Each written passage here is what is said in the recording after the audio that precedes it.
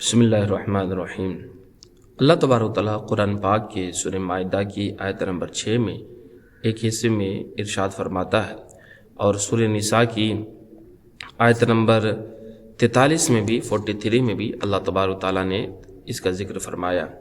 وہ قرآن پاک کی آیت یہ ہے کہ اللہ تعالیٰ فرماتا وَإِن كُنتُمْ جُنُبًا فَاطَّهِّرُوا وَإِن كُنتُم مَّرْضَىٰ أَوْ عَلَىٰ سَفَرٍ أَوْ جَاءَ أَحَدٌ مِّنكُم من الغائط أو لامستم النساء فلم تجدوا ماء فتيمموا صعيدا طيبا فامسحوا بوجوهكم وأيديكم منه ما يريد الله ليجعل عليكم من حرج ولكن يريد ليطهركم وليتم نعمته عليكم لعلكم تشكرون۔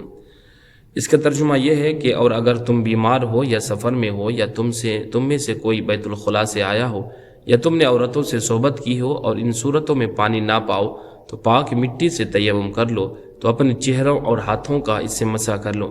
اللہ نہیں چاہتا کہ تم پر کچھ تنگی رکھے، لیکن وہ یہ چاہتا ہے کہ تمہیں خوب پاک کر دے اور اپنی نعمت تم پر پوری کر دے تاکہ تم شکر ادا کرو۔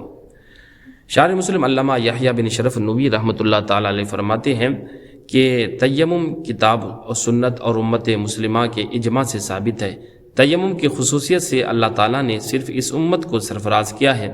امت کا اس بات پر اجماع ہے کہ حدث اصغر ہو یا حدث اکبر ہو، تیمم صرف چہرے اور ہاتھوں پر کیا جاتا ہے۔ ہمارا اور جمہور کا اس پر اجماع ہے کہ تیمم کے لیے دو ضرب میں دو بار پاک مٹی پر ہاتھ مارنا ضروری ہے۔ ایک ضرب سے چہرے پر مسح کیا جائے اور ایک ضرب سے کہنیوں سمیت ہاتھوں پر مسح کیا جائے۔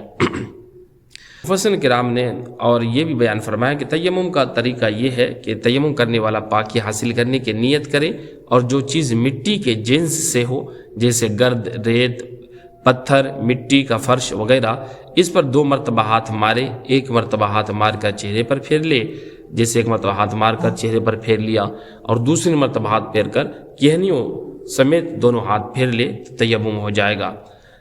تیمم میں 2 احکام ہیں۔ ایک، تیمم سے بہت فرائض اور نوافل پڑھے جا سکتے ہیں۔